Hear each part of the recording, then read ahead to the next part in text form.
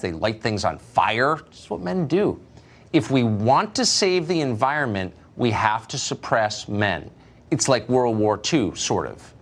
Anyway, author and columnist Mark Steyn has thought a lot about this question. In fact, he may be adding to the carbon footprint just by his masculinity. He joins us tonight. So, Mark, what do you make? Is this the science that you grew up with? Well, I confess I was at first skeptical. If I understand this thesis, my insecurities about my masculinity are causing rising sea levels in the Maldives. And at first I didn't really buy that. But as I think about it, I think, in fact, it's actually one of the least risible climate science theses of recent years. So I'm kind of on board with where they're going on this. But I mean, how did we wind up with a country in which feminists do science? I mean, isn't that, we're sort of bound to get a study like this, right? Yeah, I think in fact it's very difficult to tell with social science, as with climate science, whether or not it's an ingenious parody.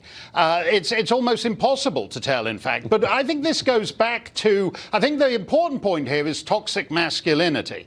They're saying that they did a survey here, this is the kind of hardcore science behind it, in which they gave someone a Walmart gift card, and it was pink and had lots of flowery patterns on it. So it looked a bit girly, looked a bit sissy, looked a bit milquetoast, panty waist. So the guy given this gift card went out and bought a lot of very macho, masculine things that melt the polar ice caps. Whereas if you give him something, he's so impressionable, this toxically masculine male, that if you give him a masculine type card, he just thinks, oh, that's really nice. And he goes out and he buys a Sierra Club tote bag and saves the planet.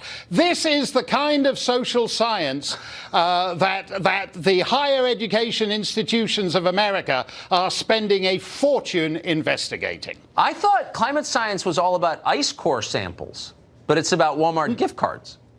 No, that's ridiculous, because basically climate science is a state of mind. So that if you want to go out, you can go and take tree ring samples in the middle of nowhere if you want, but that's for losers.